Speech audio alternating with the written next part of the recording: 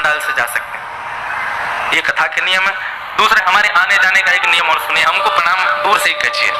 ऐसा नहीं कि हमको कुछ दिक्कत, आप प्रणाम करो पर दूर से ही करो। मार्ग अवरुद्ध करके किसी को प्रणाम नहीं करना चाहिए, स्पर्श करके किसी को प्रणाम नहीं करना, दूर से प्रणाम करो।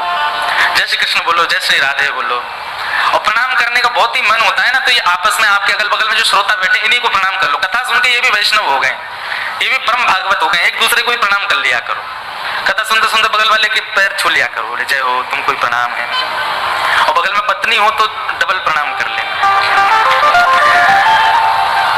ये बात कोई आपको हंसाने के लिए नहीं है। यत्र प्रविष्टो सकलोपि जंतु आनंद सच्चित घनतामुपैति। इस प्रांगण में प्रवेश होने के बाद आप मानव नहीं हो, आप सामान्य नहीं हो, आप ठाकुर जी के द्वारा, जैसे अभी इलेक्शन चल रहा है ना, हम जिसको इलेक्ट करेंगे वही जाकर के सत्ता में बैठेगा, ठीक वैसे ही ठाकुर जी जिसको सिलेक्ट करते हैं वही कथा में आके बैठता है। और ठाकुर जी किसी सामान्य को सिलेक्ट नहीं करते, आप सब भी सिलेक्टेड हो, इलेक्टेड हो। बस अब ये बात है कि इतने लोग सिलेक्ट तो हो गए, अब इस सिलेक्शन में से भक्त की पदवी क्या है? ठाकुर जी की गोद, वो किसको प्राप्त होगी? वो 7 दिन बाद पता चले। 7 दिन में जो यहाँ के नियम कानून और पूरी कथा का सुंदर श्रवण करे, मनन करे, निध्यासन करे, ठाकुर जी की गोद उसको प्राप्त हो। जैसे मीराबाई गोद में है, सूरदास जी गोद में है, ऐसे अनेक भक्त हैं जो ठाकुर जी की गोद में किलोल करते हैं। हम भी, हमारा उद्देश्य भी वही है कि हमको वो प्राप्त हो। अब यहाँ तक तो आ गए, अब इसके बाद भगवत प्राप्ति ही उद्देश्य है। तो कई बातें हैं, इन सब चीजों का आप ध्यान रखिएगा। आज प्रथम दिन है, प्रथम दिन ज्यादा देर कथा तो नहीं होती, पर महात्मा कहा जाता है।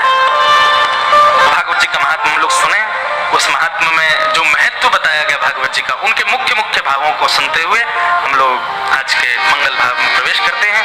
आइए बड़े प्रेम और भाव से सब लोग 2 मिनट जय जयकार करो। बोलो वृंदावन बिहारी लाल की, भागवत महापुराण की, सब संतन की जय जय श्री राधे। श्रीमद् भागवत का महात्मा और उसका प्रथम श्लोक। अभी नासिक में 1 महीने की कथा थी, 4 दिन तक महात्मा चला, और यहाँ 2.5 घंटे में महात्मा कहना है। बहुत अद्भुत है भैया भागवत की कथा, एक एक विषय इतना विस्तृत है, उस पर कितना चिंतन किया जा सकता है। आइए बड़े प्रेम और भाव से सब लोग ठाकुर जी के चिन्मय स्वरूप, देखो ये व्यासपीठ के पीछे जो ठाकुर जी का चित्र है ना, ये किस लिए बनाया जाता है? ताकि कथा सुनते सुनते बीच बीच में आप इनको देखो और इनको देख करके अनुभव करो कि ये तो केवल चित्र है, वास्तविक में ठाकुर जी कैसे हों, कितने प्यारे, कितने सुंदर ठाकुर जी। और एक बात कहूं, ये चित्र 7 दिन में एक उद्देश्य से, और कथा सुनिएगा कि इस चित्र में आपको कोई ना कोई अनुभव होना चाहिए। या तो ठाकुर जी की पलक झपकने का अनुभव हो, या थोड़ी मंद मुस्कान और तीव्र हुई है ऐसा अनुभव हो, कोई अंग ठाकुर जी का हिला है ऐसा अनुभव हो, ठाकुर जी का कोई वस्त्र हिला है ऐसा, और ये होगा, निश्चित होगा। बस आप नियम से, भाव से, प्रेम में भर करके कथा सुनो। ये ज्ञान का विषय कम है, वैराग्य का विषय कम है, प्रेम का विषय है भागवत। क्षमा कीजिएगा, 7 दिन बाद आप ज्ञानी नहीं बनोगे, आप वैरागी नहीं बनोगे, 7 दिन बाद आप प्रेमी बन जाओगे, आपके अंदर प्रेम आ जाएगा, जिसको देखोगे उसको भी प्रेम से भर दोगे, तो समझो कथा सुनी। आइए प्रवेश करते हैं। सच्चिदानंद रूपाय विश्वोत्पत्त्यादि हेतवे तापत्रय विनाशाय श्री कृष्णाय वयं नमः। यं प्रव्रजन्तमनुपेते अपेत कृत्यं द्वैपायनो विरह कातरया जुहाव पुत्रेति तन्मयतया सर्वोऽभिनेतुं तं सर्वभूतहृदयं मुनिमानतोऽस्मि। श्रीमद् भागवत के महात्मा का प्रथम श्लोक। सच्चिदानंद रूपाय अंतर्यामी करणी कछु न करी, करणी कछु न करी, मोरी राखो लाज हरी, मोरी राखो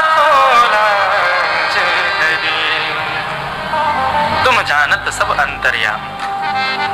और ये अंतर्यामी भाव है हमारे अंदर, इसीलिए उनके सामने कभी असत्य नहीं बोलते हम।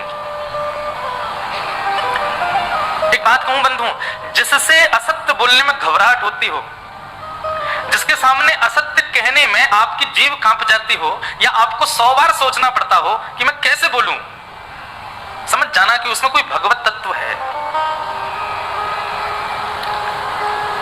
ये बात आप प्रैक्टिकल करके देखना। आप सबसे झूठ बोल लेते हो।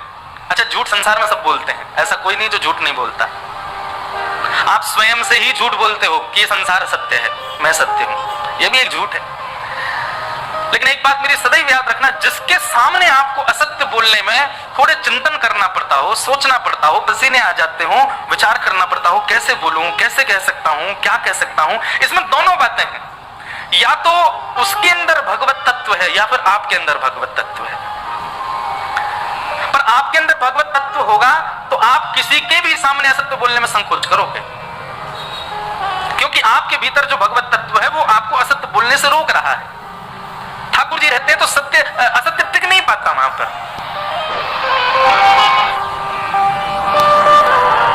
भगवान सत्य है, इसलिए प्रथम स्वरूप ठाकुर जी का क्या है? रूप सत्य। दूसरा रूप क्या है? अच्छा, एक और बात, कोई जगन्नाथ जी की उपासना करता है, कोई लड्डू गोपाल की सेवा करता है, कोई त्रिभंग ललित ठाकुर जी की सेवा करता है, मैं गिरधर लाल जी की सेवा करता हूं। पर इन सेवा प्रणालियों में यदि कोई सत्य की सेवा करता है तो वह भी एक प्रकार का अर्चक है, वो सत्य स्वरूप की सेवा करता है।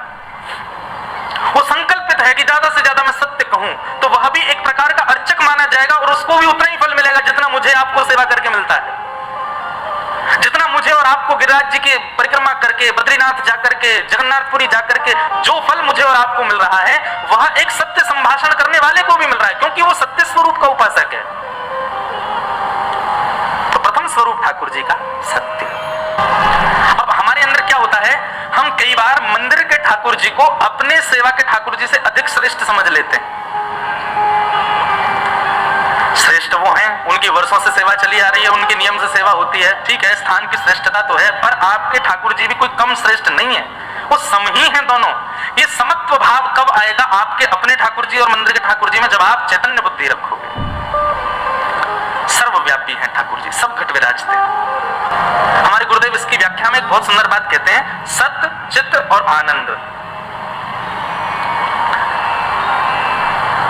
उस सत परमात्मा को जब तुम पूर्ण चैतन्य मान लोगे, बहुत ध्यान से सुनिएगा, उस सत परमात्मा को जब तुम चैतन्य मान लोगे, चैतन्य मतलब वो जड़ नहीं है, वो कोई धातु नहीं है, वो कोई पत्थर नहीं है, वो साक्षात चैतन्य है। उस सत परमात्मा को जिस दिन तुम चैतन्य मान लोगे, उस दिन तुम्हारे जीवन में आनंद आ जाएगा। तो सच्चिदानंद, सच्चिदानंद रूपाय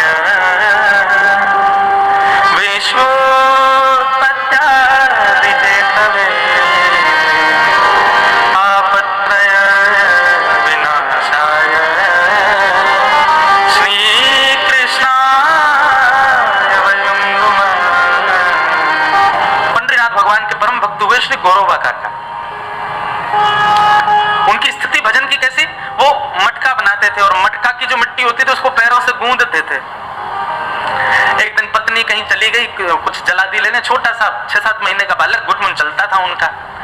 गौरव काका का नियम था कि जब वो मिट्टी गूंदते थे पैर से तो चप चप चप जब आवाज आती थी पैरों से तो उसी ताल में विठल विठल विठल विठल कीर्तन करते थे।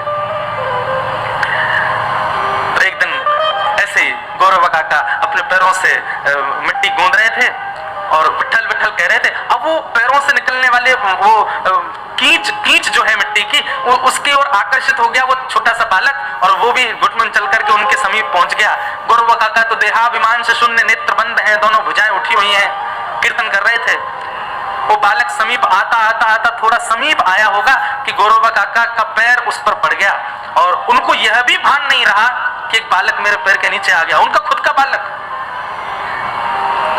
कीर्तन नहीं छोड़ा, करते रहे, बालक की मृत्यु हो गई।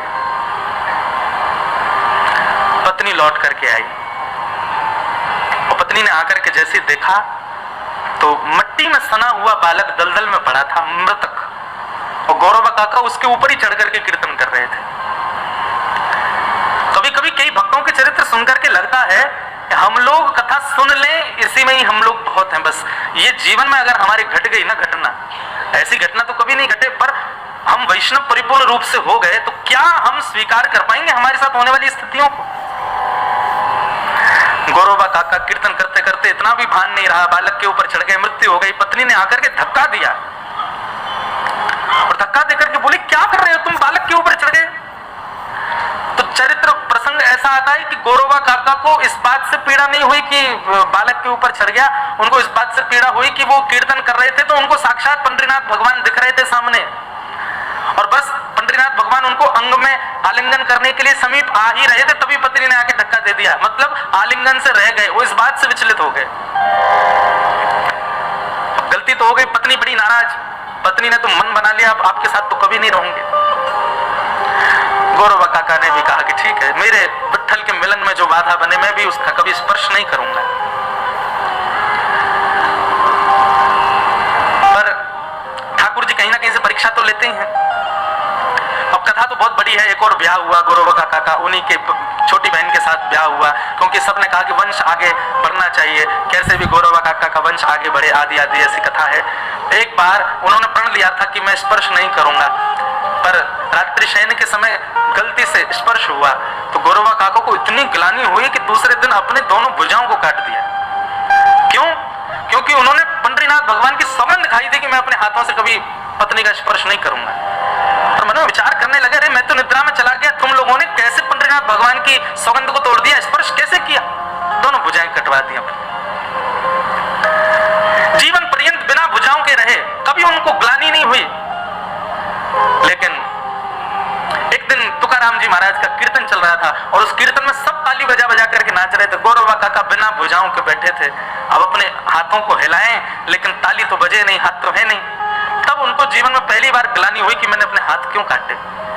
यदि आज कीर्तन में मेरे हाथ होते तो मैं भी नाचता, मैं भी करताल बजाता।